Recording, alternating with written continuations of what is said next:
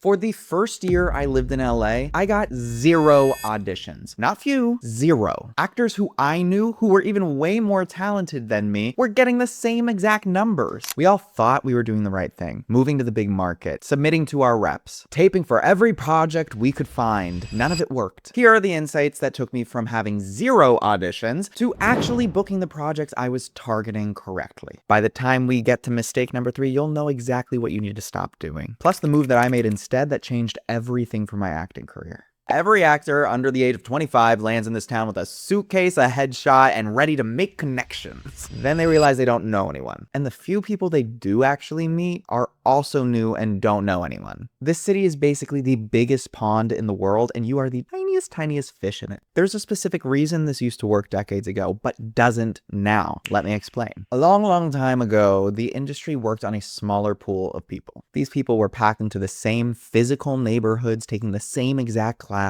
being seen by the same exact casting offices. Basically, you could get here, take a class, meet someone in the hallway, meet someone at your audition. That version of LA does not exist anymore. And it definitely did not exist when I got here. Now the industry runs on Zooms and casting workshops and self-tapes, and those casting workshops you actually have to go out and find. The pool is way bigger and the happenstance to meet someone is way smaller. Because most of the people you do end up meeting at parties or events are typically at the same stage you are. And they're also looking for a way in, not offering a handout. Actors I came up with in LA who moved out here the exact same time I did, none of us had a system. Absolutely none of us were getting auditions. And that's not necessarily a location, big market problem, it's a strategy problem. And the radio silence isn't even the worst part of this experience. There's something even quieter happening that makes that silence even more damaging. And most actors don't even realize it's happening to them until they're sitting in it. That something quieter is the fact that you don't know what to do first. You don't know where to put your effort. You're just submitting blindly, auditioning for anything, hoping something sticks. That not knowing is the part that really drains your energy as an actor as you're trying to start up your career. I had that exact problem too, and it took me 4 months to develop this research engine that actually helped to fix it.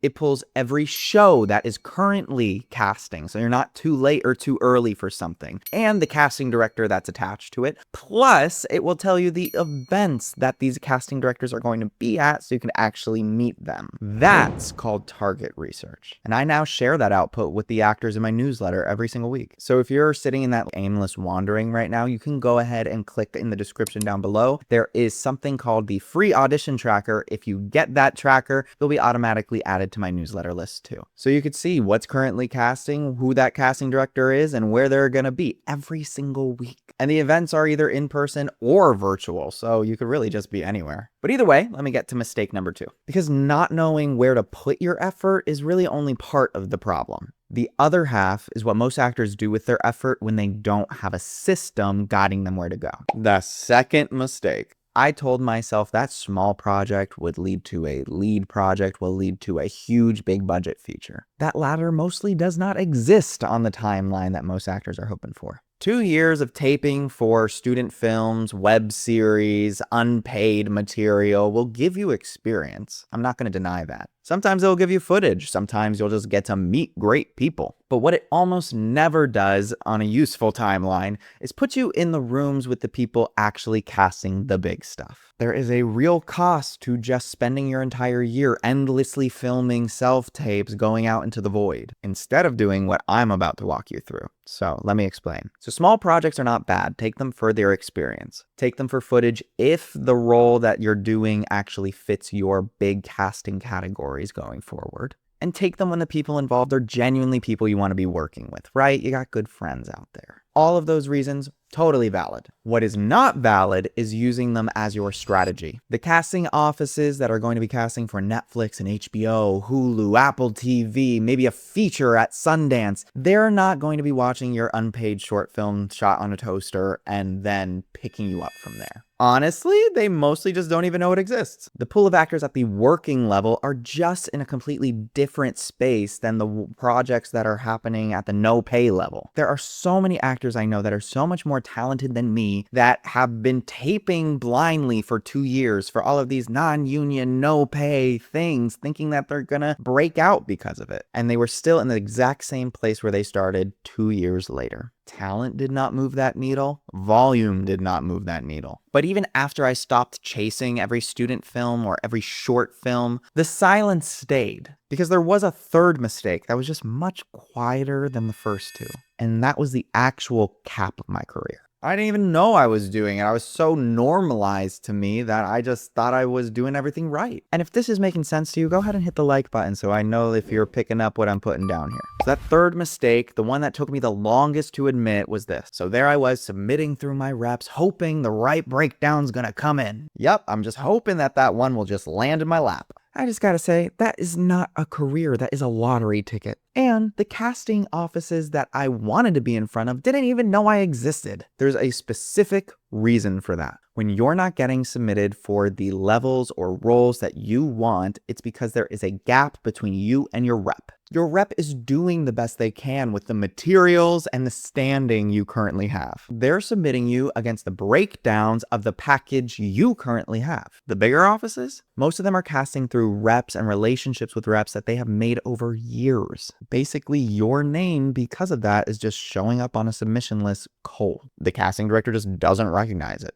So that file goes boop, boop, boop, boop, boop, down all the way to the bottom with all the other cold files because no one knows who you are. It's not being mean, it's just how things function. Sitting in that loop of just boop, boop, boop, boop, boop is what every actor I knew was doing. Go to class, send the tape, go hit refresh on my inbox. Honestly, talent did not move the needle there either. That endless loop is just the actor's version of waiting around, even if you feel like you're really busy because you're just filling your entire day with endless busy work. But here's the thing that flipped everything for me. When I finally stopped waiting and started looking for the casting directors directly, boom, I realized they weren't hiding. They'd been out in the open too, looking for fresh actors this entire time. We were just looking in the wrong direction. And this is what nobody tells you in acting school. The casting directors I wanted to be auditioning for were sitting right there. They were teaching workshops, they were attending panels, they were doing intensives, they were running their own classes, showing up at an industry event. I just didn't know how or where to look. The actors who I know now who are auditioning at a very high level did not get there because a submission finally just landed in their inbox. They got there because they built a system that actually made their face recognizable before a breakdown was ever written for that casting director. And here's the system that I built. The first move was pulling every show that was currently casting or about to be casting so that I knew what the market was looking for. The second was cross-referencing those shows with the casting director that's actually attached to them.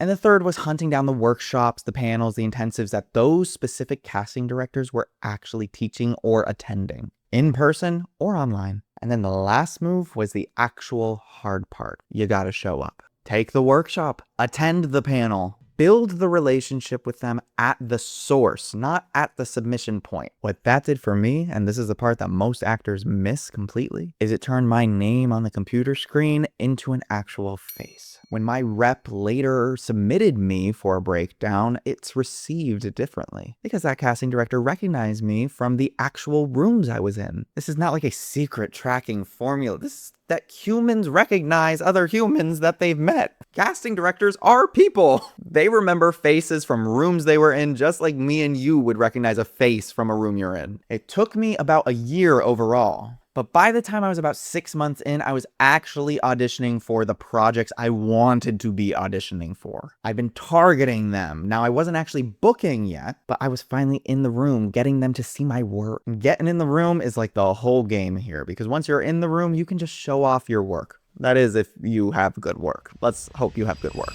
So what are we learning here? Smart work beats hard work every single time. 2 years of taping every single non-union short that's happening around you is hard work. 1 year of building a research system and actually following through with it so that you are put in front of the people you want to be working with, that is smart work. And the difference is the results it has produced, not just for me, but also for some of my mentees. Because of these networking techniques we're talking about in this video, I have mentees who have done things like not just get an audition for a Netflix show, but go all the way to the final callbacks for the lead series regular for it. I mean it, people, like, this stuff works. So if that's something that you're also interested in too, go ahead and click in the description down below. I'd love to have a call with you to talk about it. And if you're not subscribed yet, go ahead and click subscribe and the bell. This is the work I get into every single week, and I would not want you to be missing these nuggets of gold, because there is a chance if you don't hit subscribe, you'll never see me again on this internet. But listen, you don't have a talent problem.